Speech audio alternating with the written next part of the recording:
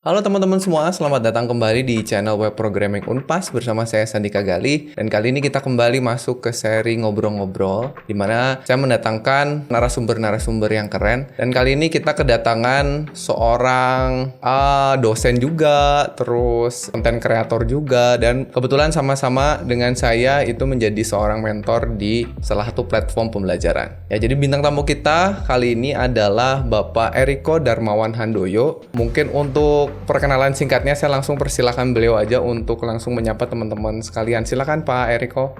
Halo semuanya, nama saya Eriko Darmawan Handoyo. Sekarang saya bekerja di Maranatha, Universitas Maranatha sebagai dosen dan juga sebagai konten kreator untuk Flutter tutorial di channel saya.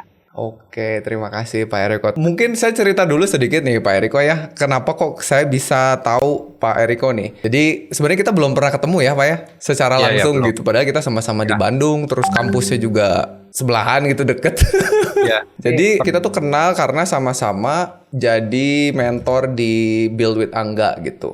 Jadi kita tuh punya satu grup WhatsApp, terus baru kita tahu satu sama lain lah walaupun belum pernah ketemu. Nah, ini ada cerita-cerita menariknya. Jadi biasanya kan kalau ada di satu grup WhatsApp itu saya suka kepo Pak. Jadi saya lihat nih profilnya dari teman-temannya gitu ya. Saya add Facebooknya, saya lihat-lihat LinkedIn-nya. Nah ternyata Pak Eriko ini adalah senior saya dulu di kampus saya sebelum di Unpas gitu. Jadi pas saya lihat loh kok ini kayaknya satu jurusan. Iya, satu jurusan terus cuma beda satu angkatan Cuma beda satu angkatan, jadi senior saya satu tahun. Dan sering mainnya di warnet yang sama juga. Tapi nggak pernah tahu. Nggak pernah kenal. Taunya tuh sekarang malahan. Iya, mungkin dulu saya memang kuliahnya nggak bener sih. Tapi saya juga sama. Main warnetnya di situ sama iya, kita. Satu warnet. Ya cuman. Tapi nggak pernah tahu. Cuman saya nggak dilanjutin Pak kuliahnya di situ. Jadi ya mungkin itu cerita yang lain lah. Buat jadi satu video terpisah kayaknya itu ya. Nah terus satu lagi. Terus saya lihat lagi kan LinkedIn-nya Pak Eriko ini. Ternyata S2-nya juga satu angkatan di atas saya. Oh, di TB juga? Iya. Cuman kayaknya kita beda labtek. Kalau Pak Eriko labtek 5, saya labtek 8 seberangnya. Oh gitu. Itunya sama-sama tapi di stay juga? Stay juga sama. Saya 2009. Stay juga? RPL juga? Enggak, kalau saya TI. Oh, TI. Jadi ya. Di labtek 8 kan elektro kan? Ya benar. Beda gedung kayaknya. Iya, beda gedung. Wah, ini senior lagi juga. Oh, beda 1 tahun beda juga. 1 tahun juga. Berarti kita samaan tuh sebenarnya, kita udah sering ketemu harusnya. Harusnya sering ketemu, jadi satu perguruan. Tapi baru ketemunya sekarang. Iya. Nah tapi sebenarnya kita pengen ngobrol-ngobrolnya mulai dari ini nih. Biasanya kalau yang datang ke channel saya tuh saya tanya awal mula berkenalan dengan teknologi, khususnya dunia programming. Dulu pertama kali mengenal programming kapan? Sebenarnya sih kalau kenal programmingnya tuh SMP ya, di kelas 3. Karena udah mulai ada mata pelajaran programming waktu itu. Jadi pakai QBasic. Oh diajarin di sekolahnya? Iya, masih disket kecil kan, masih pakai DOS. Ya kan, DOS. Disket kecil, disket lebar yang bisa digini-gini. Belum ada Windows. Dulu itu sih belajarnya. Jarang-jarang loh SMP udah diajarin, kirain belajar sendiri. Enggak, dulu ada pas pertama kali SMP 1 belajar DOS. Yang 2-nya itu belajar WordStar. WordStar mah kayak ini ya, kayak Microsoft Word kan? Microsoft Word. Terus aduh, yang kayak Excel-nya apa ya namanya ya? Pokoknya ada yang satunya lagi kayak Excel-nya gitu. Nah, udah gitu kelas 3 baru masuk yang itu. Programming. QBasic. Ya kalau WordStar sih saya pernah belajar di SMA juga, ada WordStar, Lotus ya. Iya, Lotus itu ya, Excel-nya ya. Lotus ya, benar. Lotus 1 2 3. Cuman kalau programming belum pernah. Dulu programmingnya belajarnya sampai apa? Ngapain aja tuh? Sama lah kayak kita bikin segitiga, bintang-bintang. Standar lah ya. Terus piramid diputer-puter. Jadi kalau ketemu soal itu emang soal purbakala itu, legenda dari saya SMP juga ketemunya itu. Dan langsung suka programming atau enggak? Sebenarnya sih saya emang suka komputer, jadinya waktu itu bukannya langsung suka programming ya, lebih suka komputer. Terus udah gitu juga karena suka yang kayak model kayak teka-teki yang kayak gitu-gitu, jadinya ya jadi kayak mirip teka-teki kan, ada soal gini gimana cara itunya, jadinya senengnya ya karena gitu, tapi nggak sampai yang hobi banget, enggak sih. Tapi ya seneng aja, seneng komputer. Oh sama ini, karena dulu pengennya jadi ini, bisa bikin game. Oh, jadi ya pengen jadi game programmer dulu pikirnya. Tapi sampai diulik. Diulik dari situ belum, karena waktu masuk ke SMA tuh belajarnya beda lagi kan. Pasalnya tetap aja belajarnya itu lagi kan, perulangan lagi yang kayak gitu. Oh, kan. Di SMA lanjut lagi ada programming. Ada tapi pakai Pascal gitu kalau nggak salah, atau pakai apa ya, lupa. Nah, tapi waktu itu belajar bikin 3D pakai 3ds Max. Jadi di situ wah asik nih kalau bisa bikin game. Jadinya pengen bikin game waktu itu. Akhirnya masuklah ke jurusan IT. Oh, jadi memang karena ya kalau saya sih karena seneng main game, bukan karena bikin game sih masuk ke ilmu komputer tuh. Oh gitu. Jadi karena pengen bikin game masuk ke jurusan masuk IT. Ke IT. Dan ternyata nggak ada game programming. Nggak ada, ya kan? itu dia.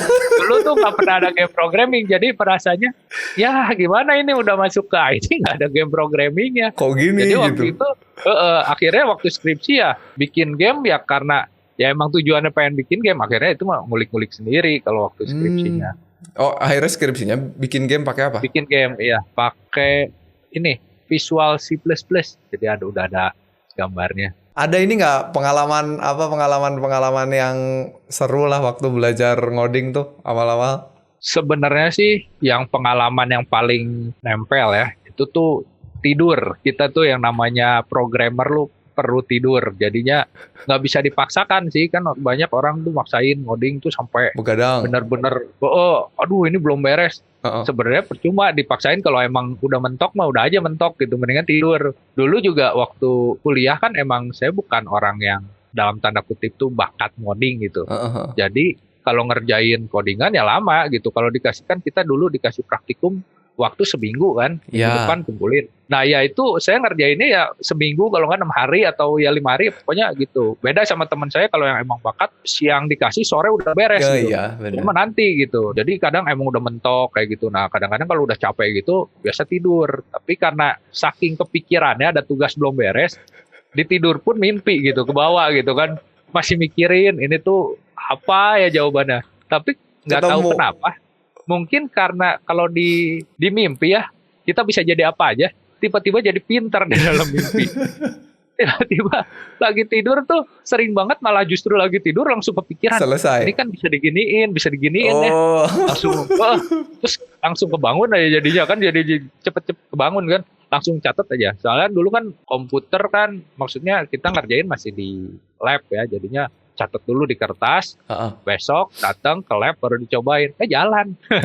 Berarti kita perlu sering-sering tidur biar iya tuh tipsnya. Jadi gitu, kalau mentok jangan dipaksain ya Pak ya. Iya percuma, tidur aja udah. Tidur, nanti siapa tahu ke bawah mimpi. Ada solusinya, bangun, kerjain langsung.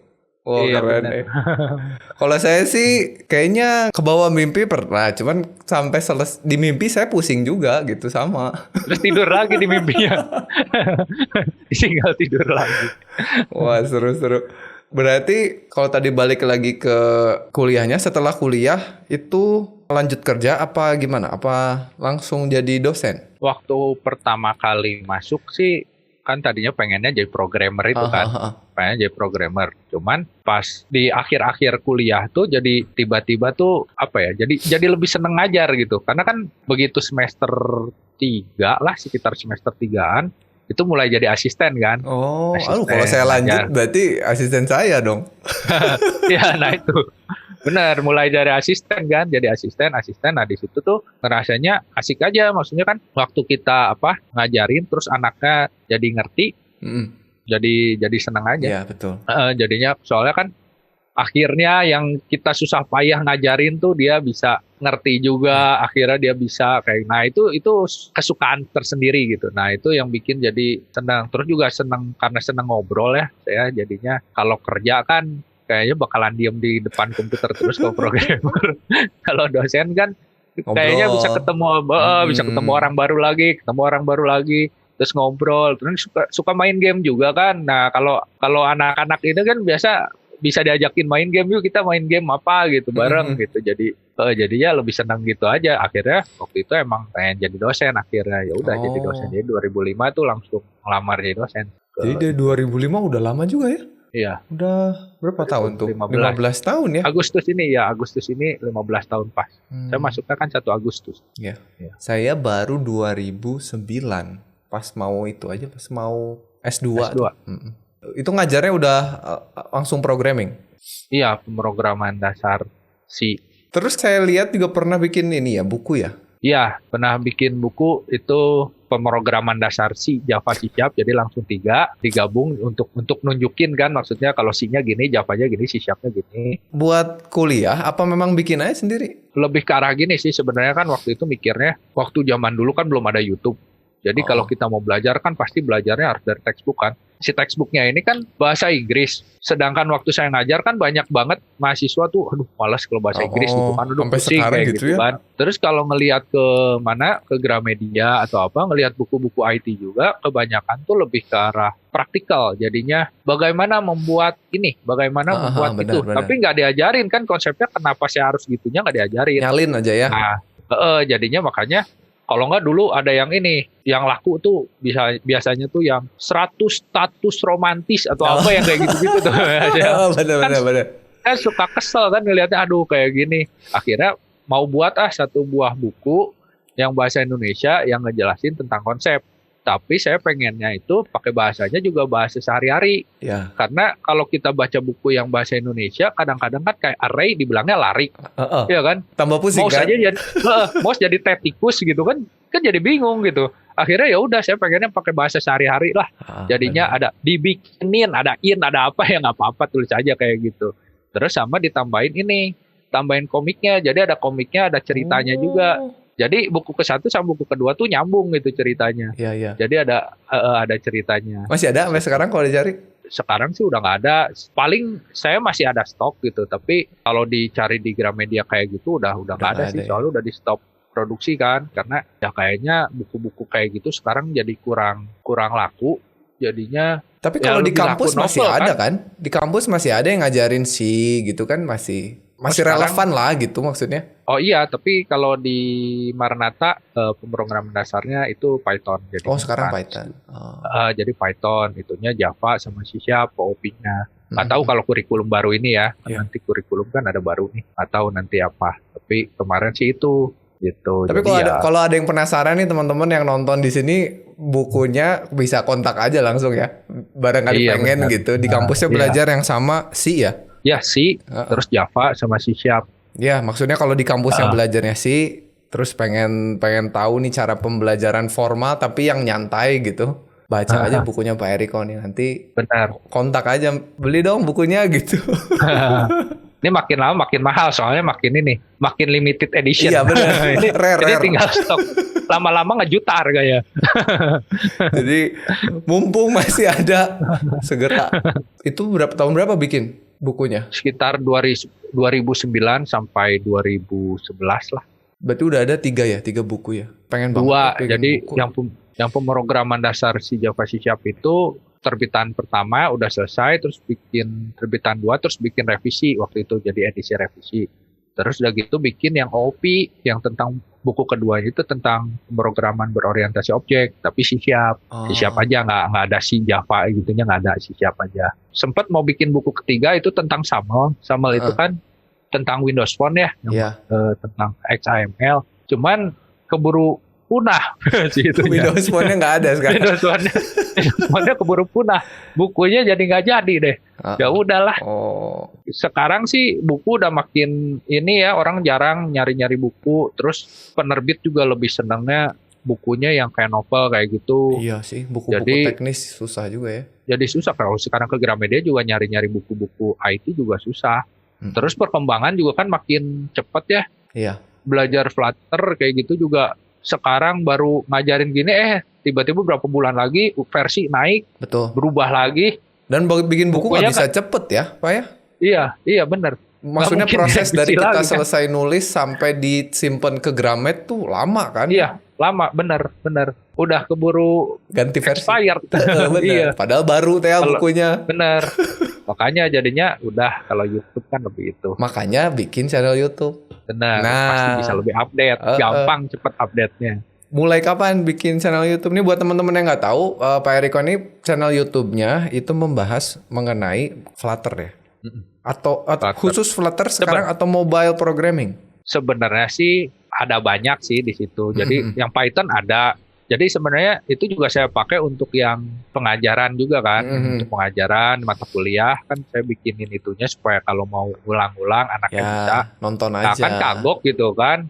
Dibanding bulukan di komputer, taruh aja di YouTube. Iya benar. Mungkin aja ada yang lain yang membutuhkan jadi bisa ngelihat juga. Terus sisa-sisanya sih emang lebih ke arah Flutter yang terkait dengan Flutter. Jadi pemrograman berorientasi objeknya yang bahasa Dart. Sejak kapan bikin channel YouTube-nya? Tengah tahun lalu sih, Mei 2019. Ya? Mei 2019. Sebenarnya kepengenan mah udah lama sih pengennya, cuman baru niatnya tuh itu gara-gara ada temen yang manas-manasin. Awalnya kan saya doang gitu kan yang mau bikin di kampus, jadinya ya itu pengen tapi ya turun lagi, pengen turun lagi kan. Terus udah gitu ada temen yang duluan, ini yang channel Indonesia Belajar. Indonesia Belajar Pak Budi ya? Pak Budi betul. Nah itu dia yang duluan kan, udah dari Januari bikin. Terus ayo dong bikin. Akhirnya panas juga. Udahlah, dicobain kan. Ini dipinjemin deh. Ini mic-nya dipinjemin. Ini Wacom dipinjemin kalau butuh. Akhirnya kan jadi nggak enak. Ya udahlah, cobain bikin dulu 1, 2. Terus akhirnya ya udah, aku kan udah bikin. Jadinya ya udah akhirnya bikin deh. Sebenarnya emang pengennya mau udah lama, cuman ya itu naik turun. Cuman sekarang berarti kepake banget dong ya untuk kuliahnya ya karena keadaan gini ya. Iya, jadinya jadi lebih enak aja kan. Lagian juga materi di YouTube-nya kan udah banyak banget. Ada sekarang tuh udah 87 video gitu. Yang untuk Flutter-nya sendiri 87 video, yang itu Dart-nya 13 video. Itu juga masih lanjut kan. Nah ini nggak mungkin kan kalau diajarin di ini juga di mana di kelas gitu, nggak akan keburu. Jadinya ya udah kasih aja gitu. Sebenarnya kalau Flutter-nya sendiri sih di Marnatanya belum ini ya, maksudnya belum di kurikulum yang kemarin tuh belum nggak masuk ada gitu. Soalnya kan 2018 kan baru muncul si Flutter. Jadi waktu di kurikulum kemarin tuh belum ada gitu. Jadinya ya untuk yang mau aja. Jadinya kalau ada mahasiswa yang mau, ya udah nih belajar dari ini channel udah lengkap. Atau mau skripsi kali ya, bisa tuh. Bisa kan bikin TA-nya pakai gitu. Mobile. Benar, silakan belajar gitu. Apa kalau teman-teman mau nyari channelnya apa? Eriko Darmawan Handoyo juga. Iya, cari aja Eriko Darmawan Handoyo. Udahlah itu. Udah banyak subscribernya juga, Pak. Udah berapa? Sekarang baru 8.800 lah. 8.000 setahun. Belum nyampe 287.000. Saya setahun, Pak. Saya setahun itu 120 subscriber. Percaya nggak? Apa? Waktu dulu. 2015 bikin. Belum beken. Iya, makanya. Setahun dapat 8.000 mah tuh. Cepet. Buat teman-teman yang pengen belajar Flutter, kayaknya Flutter tuh sekarang saya lihat di Stack Overflow juga lagi ini banget ya, beken ya, gitu. Dia jadi termasuk salah satu framework atau engine yang lagi di survei itu udah urutan ketiga lah, ada yang maksudnya yang paling disenengin gitu. Jadi kan itu tuh buat bikin aplikasi mobile ya. Kan aplikasi mobile tuh kan banyak ya Pak ya. Bahasa pemrogramannya bisa pakai Java. Betul. Bisa. Yang Kotlin ya. Pakai Kotlin terus, sekarang. Ya kan Kotlin, terus ada React Native. Gitu kan. Ada Xamarin juga ada. Iya. Cuman ini Flutter. Kalau Flutter tuh bahasa atau framework atau apa sebenarnya? Dia SDK sih. Jadi software development kit. Jadinya si Google udah nyediain itu SDK-nya si Flutter. Oh punya Google ya? Iya, bahasa pemrogramannya itu tuh sebenarnya Dart ya. Dartnya itu juga punyanya Google. Jadi bahasa pemrograman Dart itu punya Google. Terus dia buat Flutter SDK itu pakai bahasa Dart. Tujuannya itu sebenarnya si Flutter itu supaya bisa multi platform. Jadi kan sekarang tuh dia lagi buat OS Fuchsia si Google. Nah, jadi si Fuchsia itu dibuat sama si Google itu tujuannya untuk ngeganti OS yang sekarang ada. Dia pengennya sih begitu. Jadi nanti handphone, terus di PC, terus di device IoT yang kayak gitu-gitu itu semuanya Fuchsia. Dia pengennya tuh begitu. Dia punya microkernel tuh namanya Zircon. Jadinya dia pengen bisa itu. Si Fuchsia ini sendiri aplikasinya dibuatnya pakai Flutter gitu. Makanya dia kasih Flutter dulu tuh sebenarnya tujuannya supaya kita udah kenal dulu kan. Jadi banyak dulu nih yang bisa pakai Flutter supaya nanti begitu muncul si Fuchsia-nya udah banyak yang bisa bikin gitu. Karena kalau kayak Windows Phone kan keluar terus nggak ada yang ngerjain, aplikasinya hilang. Bahkan sekarang aja si Flutter tuh udah bisa bikin untuk di mobile gitu ya. Di mobile tuh berarti Android sama iOS. Terus juga dia bisa buat di web juga. Terus dia juga bisa buat di desktop juga. Dan codingannya sama persis. Codingannya sama. Terus yang bikin dia bisa jadi multi-platform apa? Si SDK-nya tadi? Iya, karena dia tuh punya. Nah ini juga yang membedakan si Flutter dengan yang framework yang lain ya. Jadi kalau yang lain itu kan biasanya dia ada satu bahasa, nanti di sininya ada bridge-nya, jadi ada perantaranya yang penerjemahnya untuk merubah jadi ke yang bagian versi natifnya. Nah kalau si Flutter itu tuh dia punya engine sendiri, jadi dia kayak game engine gitu. Jadi sebenarnya Flutter juga kalau mau dilihat dia tuh kayak 3D sih, cuman kelihatan 2 dimensi karena ngelihatnya dari depan aja. Tapi itu bisa, nah tapi sebenarnya bisa di rotate sumbu Y begini-begini juga bisa gitu. Di rotate ke Z, yang X kayak gini-gini muter-muter begini juga bisa gitu. Jadinya dia punya engine sendiri, jadinya dia tuh langsung di rendernya tuh sama si engine-nya sendiri di Flutter tuh. Jadi dia nggak pakai perantara. Nah, yang dipakai di natifnya itu tuh cuman view-nya aja, viewernya doang. Jadi dia cuma untuk nampilin doang sih. Jadi dia cuma pakai viewernya yang natif, cuma untuk nampilin gambar yang udah di-render sama dia. Jadi sisanya tuh semuanya udah sama itunya. Makanya di iOS tampilannya mau kayak material design juga bisa. Mau di Android tampilannya mau kayak iOS pun yang Cupertino juga bisa gitu. Karena nggak ada kaitannya sama natif gitu. Dia ya di render di sini terus di sana cuman nebeng nampilin doang. Makanya di web juga bisa langsung kan, di web di desktop. Karena dia cuma butuh viewernya aja. Keren ya. Saya pikir memang hanya Android aja si Flutter ini, enggak ya? Enggak, itu di Android. Kalau saya ngajarnya banyak di Android karena saya belum sesultan itu untuk dapat iOS dan Mac OS. Dan kalau Mac itu kan nggak bisa dipakai main game gitu. Nggak bisa. Iya, jadi mendingan saya milihnya Windows aja. Gitu. Itu. Jadi memang manfaatnya banyak dan kayaknya baru mulai juga gitu ya. Nanti ke depannya makin ini lagi kali. Benar, makin naik lagi kan. Dan kalau emang begitu keluarin Fuchsia banyak yang pakai, ya sebenarnya sih ada kemungkinan Android pun bisa diganti sih sama dia jadi Fuchsia. Iya, karena kan dia udah punya yang lebih bagus, maksudnya dia buatnya dengan baik-baik. Kalau kemarin kan Android benar-benar pas awal-awal ya tambal sulam juga kan dianya. Dan nggak ada Gradle-nya. Iya. Nah, kalau sekarang kan dia udah buatnya udah lebih tenang gitu kan, jadi dibuat. Terus kan ini semua jadi punyanya Google kan. Kalau Android kan pakai Java bukan punya Google. Iya, benar. Kalau ini kan Dart-nya Google, terus Fuchsia-nya Google, Flutter-nya Google.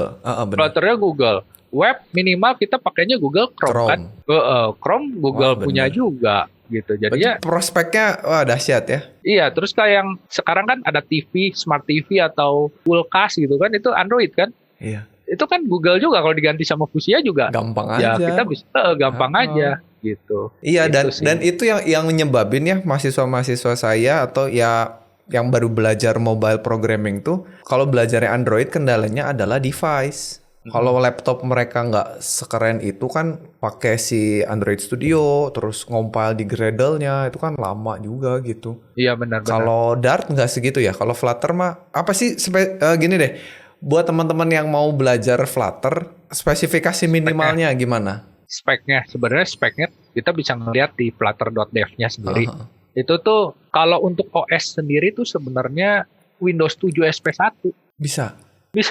Jadi sebenarnya bisa banget. Windows 7 kan kayaknya jarang deh ya kita masih pakai Windows 7 gitu.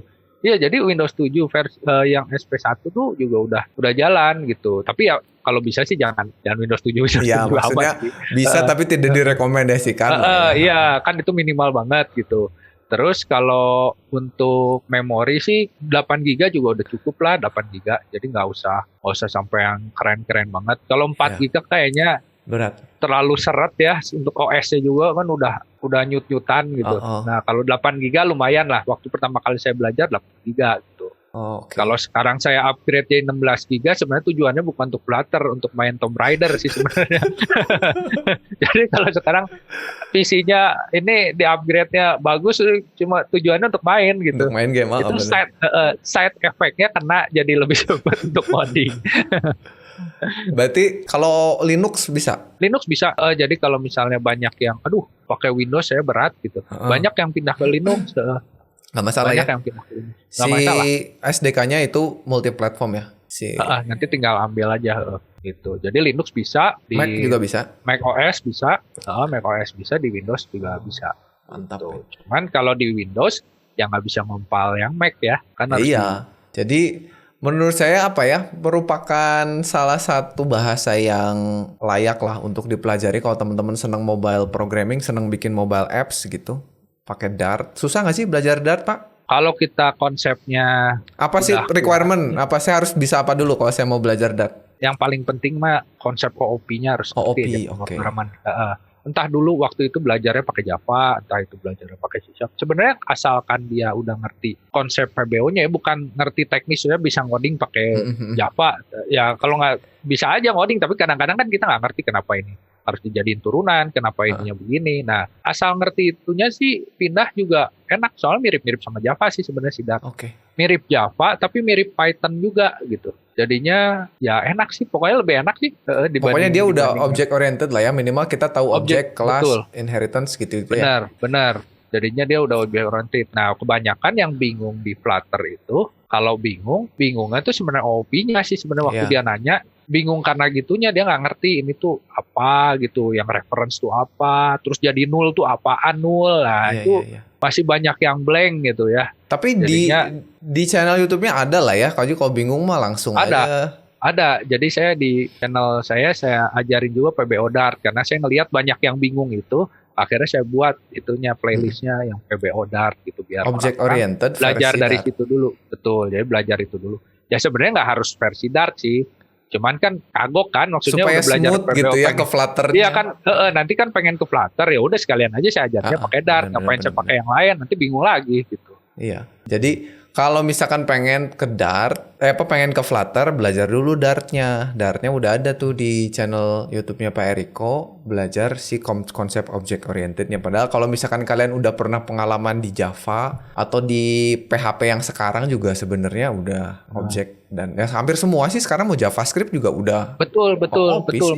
Makanya OOP itu sebenarnya kepake banget. Maksudnya di mana-mana juga hampir di mana-mana tuh dipakai. Makanya nggak ada ruginya sih kalau misalnya mau masuk Flutter, ya mendingan cobalah ditonton dulu gitu playlistnya PBO Dart-nya supaya ya kalau emangnya dulu udah pernah belajar ke refresh kan, sekalian tahu kalau di Dart-nya gini. Tapi kalau ada yang miss-missnya kan, yang kemarin ada yang entah waktu lagi dijelasin dosennya ketiduran atau lagi gimana bolos waktu itu main. Nah kan ini bisa ketutup dulu nih minimal kan. Bener. Yang diperlukan udah dapet kan, jadi nanti nggak bingung dibanding nanti di atasnya habis waktu nyariin error kan, mendingan habisin waktu untuk belajar dasar dulu. Tuh, jadi ya teman-teman silahkan dikunjungin aja channel YouTube-nya. Udah sempet sampai bikin sesuatu nggak pakai Flutter di channelnya? Kalau di channelnya saya lebih ke arah ngajarinnya ke dasar konsep ya basic ya. Soalnya kan itu kan cuma berapa menit kan, 15 menit, 10 menit. Jadi saya sih lebih pengennya ngajarin konsepnya, karena kalau yang ngajarin bagaimana membuat tampilan seperti misalnya aplikasi Grab atau aplikasi apa gitu, itu kan sebenarnya banyak itu, nggak cuma bahasa Indonesia aja, yang bahasa Inggris juga banyak gitu. Bener. Jadi kalau saya ngasihnya itu lagi ya jadi sama aja, nggak ada bedanya sama channel yang lain. Plus kalau saya ngajarin itu nanti banyak mungkin mereka bisa bikin tampilan untuk kayak Grab, tapi mereka nggak ngerti kenapa ini misalnya saya setting value-nya itu 8 ya, tapi nggak ngerti kenapa 8. Begitu mereka mau bikin project sendiri bingung kan. Jadi yang saya pengen ajarin itu konsep kenapa kamu isinya 8. Benar. Kenapa kamu harus kayak gitu? Sama harus kayak gitu. Saya juga memang senangnya berangkat dari situ supaya kalau pengen bikin apapun mereka nggak takut gitu ya. Betul, jadinya mereka tuh dapat kalau ibarat masak tuh ngerti kenapa ditaruh garam gitu, nggak cuma tahu garamnya sesendok gitu. Nanti besok bingung, ini saya masukin garam apa gula, ada nggak ngerti gitu maksudnya. Begitu yang makan mau banyak apa, orang gitu. Bingung kan? Bingung. Jadinya kita harus terangin dulu gitu. Jadinya kadang orang mah namanya juga orang ya, kadang pengen cepet-cepet gitu, nggak sabaran. Jadi kadang tuh males ya kalau yang konsep males, pengennya langsung bisa jadi ini gitu. Alasannya tuh learning by doing. Nah, learning by doing kalau udah ngerti belakangnya sih nggak apa-apa gitu. Tapi kalau enggak, itu sama seperti orang mau belajar tembak-tembakan, disuruh ke medan perang gitu tentaranya. Ya kalau nggak mati tuh udah syukur. Gitu. belum belajar ke tentara udah langsung suruh sekalian aja ke perang gitu. Belajarnya di medan perang kan. Iya. Atau kalau saya sih biasanya gini Pak, berenang. Apa? Kalau berenang tuh ada dua kan, jadi bisa atau tenggelam kan. Iya benar. Iya benar. Mau belajar nyelam nggak belajar berenang dulu, langsung aja nyemplung ke laut gitu. Ya kalau nggak mati bagus. Gitu. Kebanyakan sih mati nantinya. Makanya saya selalu bilang kan itu fondasi dulu ya, fundamental. Fondasi dulu. Kadang-kadang di skip itu juga sama. Skip kalau nggak cuma ngetik jalan udah seneng gitu. Padahal kita kan ngajarin di YouTube tuh bukan ngajarin belajar ngetik gitu. Jadi yang harus dimengerti kan konsepnya, bukan ngetikannya beres gitu. Iya emang gitu teman-teman. Jadi kalau yang punya channelnya dosen ya gitu. Memang kayak kuliah. Pengennya sih ngajarinnya. Ya mungkin ada yang ya kalau nonton video-video kita tuh kayaknya ini kapan sih bikinnya gitu kan ya. Ya memang gitu. Kalau kami yang ngajarin ya pasti pengennya sih justru kalian nggak takut gitu ketemu kasus apa sikat aja. Nggak cuman ngetik apa yang kita ketik gitu. Kalau gitu mah ya udah aja ngapain bikin channel YouTube Pak ya. Betul. Kita bagiin source code aja. Bener, kita ngajarin mereka untuk jadi programmer, bukan jadi juru ketik. Betul. Kalau mau jadi juru ketik, iya bener, copy aja source code-nya. Iya. Jadi langsung dikompil, nggak perlu nyari error. Bener. Tapi nggak ngerti, nggak bisa. Begitu ketemu error yang disebabkan dia sendiri, bingung. Terus kayak kadang-kadang kayak puzzle, dipindah-pindahin. Perintahnya coba saya tuker, tadinya di atas saya pindahin ke bawah. Masih error, pindahin. Masih pindahin di cut paste. Kayak main puzzle gitu, cobain colok sini, colok situ gitu. Iya. Terus nggak jalan, tambah hancur yang ada. Ya kita nggak mau gitu ya. Iya benar. Nah tapi kalau misalkan nih teman-teman udah belajar nih dari channelnya Pak Eriko, udah belajar konsepnya, tapi pengen bikin sesuatu gitu, pengen bikin produk yang jadi dan bisa dipakai dan pokoknya jadilah. Nah itu kebetulan Pak Eriko itu punya kelas premiumnya ya, kelas premium di platform Build with Angga. Itu nama kelasnya BWA Flutix ya? Ya betul. Bisa diceritain nggak Pak, itu apa sih isi kelasnya? Belajar apa kita? Jadi si BWA Flutix ini saya buat karena pertama banyak permintaan juga kan. Om tolong dong dibuatin ini tutorialnya yang jadi aplikasi yang benar-benar jadi gitu kan. Banyak, atau kadang-kadang ada juga yang minta les online gitu, Nah, tapi kan saya nggak ada waktunya. Iya benar.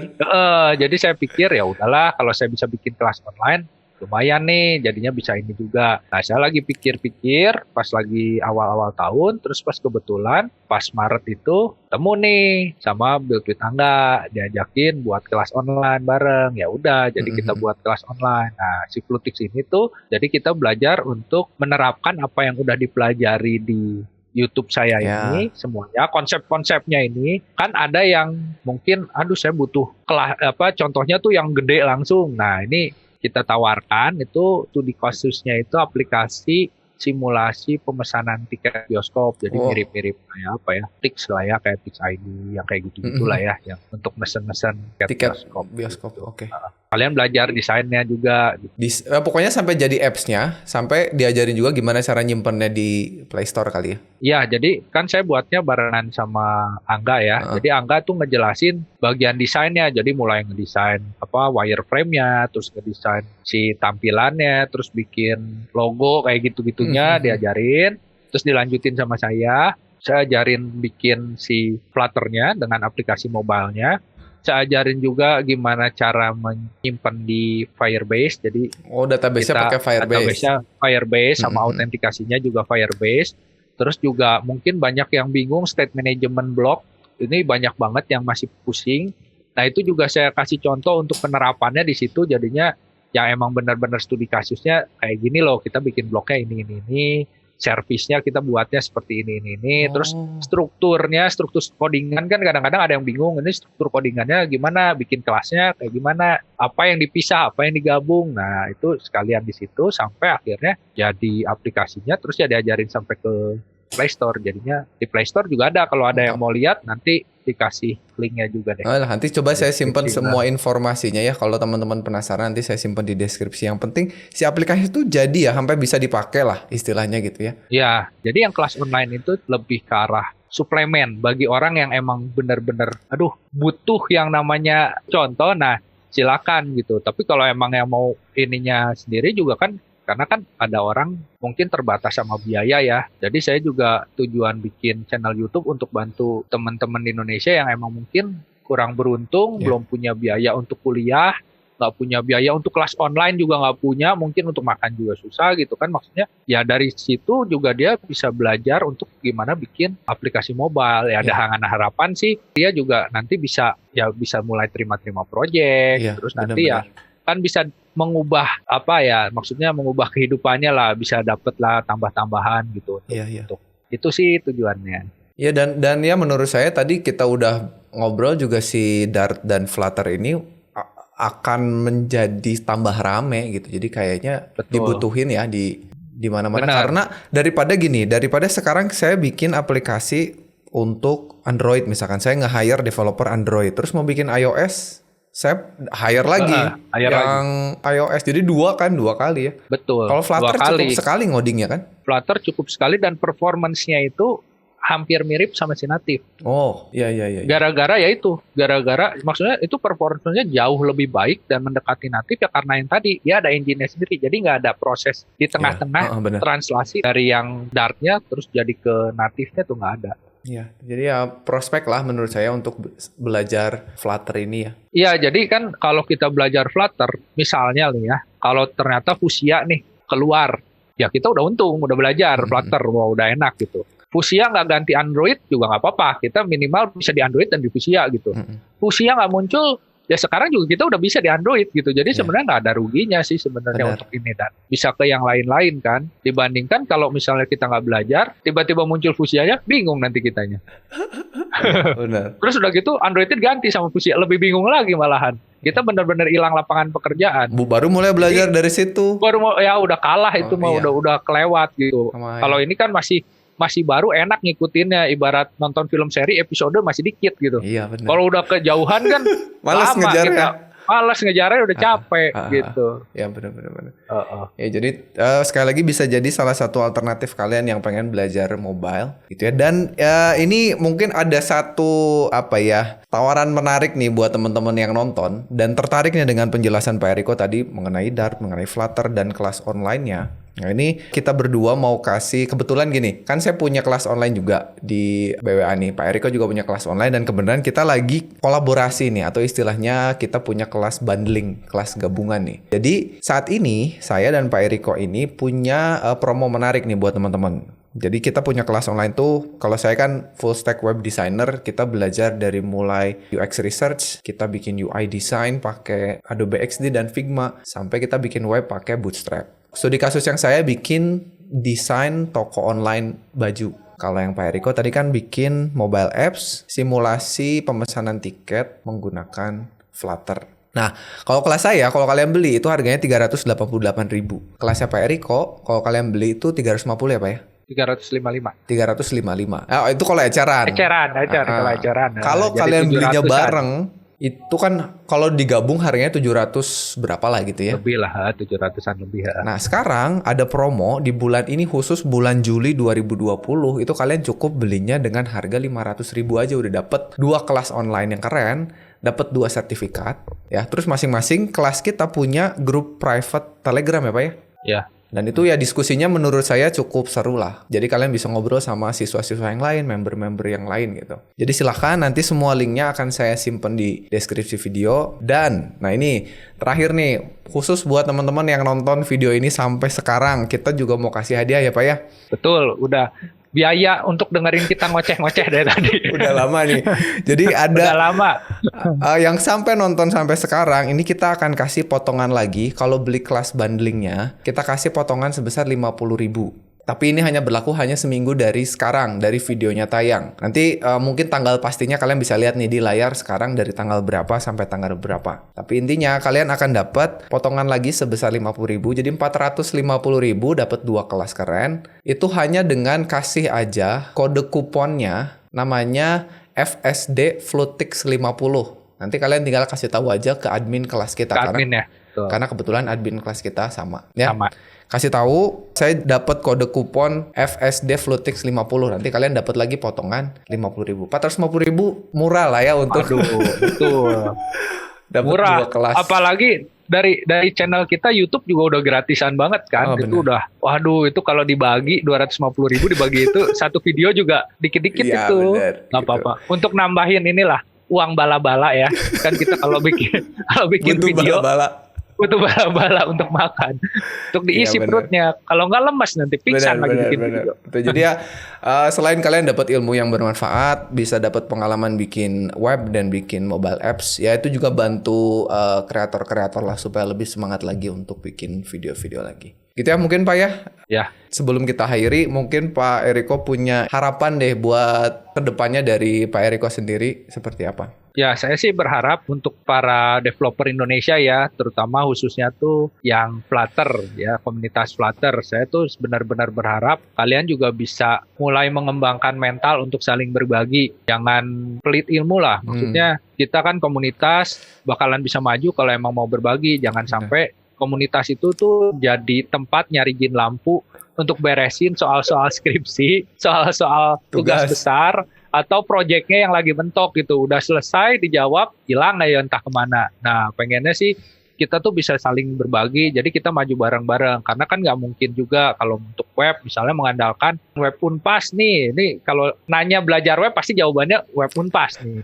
Terus kalau misalnya ada apa-apa yang Flutter nanya ke saya juga nggak mungkin gitu. Maksudnya saya juga tahu ini itu juga pasti kan banyak gitu teman-teman komunitas lain yang sebenarnya mungkin dia udah pernah punya pengalaman di tempat yang lain, saya tuh di sini gitu kan, nggak mungkin saya bisa menguasai semua sekaligus. Nah kita kalau bisa saling sharing itu bakalan lebih cepat majunya, kita bisa tahu banyak hal. Ya harapannya sih seperti itu supaya nanti kita developer Indonesia tuh IT-nya tuh bisa benar-benar semakin maju lah, semakin bagus. Jadi kalau misalkan selama ini kita udah dapetin banyak banget bantuan dari teman-teman komunitas, ya gantian gitu ya, lama-lama kalian juga yang kasih. Betul. Keren banget. Saya harap sih kita berdua tuh bisa jadi inspirasi lah ya. Maksudnya kita juga udah mau menyumbangkan apa yang ada di kepala kita dengan gratis, sekuat tenaga kita di YouTube gitu. Nah, saya sih pengennya teman-teman yang udah benar-benar mendapatkan manfaat, ngerasa, waduh, saya dapat manfaat dari YouTube-nya. Nah, balikin lagi. Ajarin teman-temannya juga gitu, supaya jadi lebih, ya supaya tanda terima kasihnya minimal kalau nggak beli kelas online. Iya, bagiin lagi ilmunya. Bener, supaya jadi nggak mentok di situ, gitu berkat yang udah didapat. Dan pelit ilmu lah. Jadi keren banget tuh tipsnya teman-teman ya. Silahkan diaplikasikan buat yang selama ini merasa sangat terbantu dengan komunitas, sangat terbantu dengan ilmu-ilmu yang ada di Facebook, di YouTube, di grup-grup pemrograman, ya giliran kalian gitu yang coba membantu teman-temannya yang lain. Dan kalau misalkan teman-teman mau ikutan komunitasnya nih, yang baru tahu nih Pak Eriko, ada ya di Facebook, ada di Telegram, ada ya? Betul. Jadi di Facebook dan di Telegram itu namanya Flutter Indonesia, dua-duanya. Itu silakan kalian join di sana. Untuk mungkin kalau mau nanya-nanya, ya bukan yang nggak boleh nanya-nanya ya, tapi nanti kalau udah nanya-nanya ya ingat ya, jangan lupa berkontribusi juga supaya itu. Jangan kabur. Jadi, udah. Di sana banyak lah yang udah punya pengalaman macam-macam, jadi kita bisa nggak sendirian gitu belajarnya. Dan juga siap-siap ya, karena sebentar lagi ada ini Flutter Hackathon. Jadi perlombaan buat aplikasi Flutter itu dari Google, itu ada hadiahnya juga nanti, uang tunai juga. Jadi lumayan. Itu infonya nanti akan ada di itu ya. Bener. Itu infonya nanti akan ada di grupnya ya. Nanti saya kasih itu keterangannya lebih lanjut ya di YouTube. Nanti di grup juga saya bakalan kasih, karena sekarang masih lagi diobrolin rundown acaranya, tanggal-tanggalnya. Oke, jadi mungkin itu ya teman-teman ya. Terima kasih banget nih Pak Eriko udah mau mampir di channel Web Programming Unpas. Ya, terima kasih juga, sama-sama. Saya jadi canggung ini di wawancara sama YouTuber 287.000. Enggak lah. Saya masih 8.000-an, belum nyampe ceban ini. Mudah-mudahan segera menyusul lah. Ya. Iya. Semakin semangat terus bikin video-video di YouTube-nya, semakin semangat buat mencerdaskan teman-teman di seluruh Indonesia ya Pak Eriko. Ya, sukses terus. Sama-sama. Nanti semua link yang dibutuhkan saya akan simpan di deskripsi, jadi silakan dikunjungi aja ya. Jadi mungkin itu aja. Sekali lagi saya ucapin terima kasih. Kita akan ketemu lagi di lain kesempatan. Sampai ketemu teman-teman. Bye bye.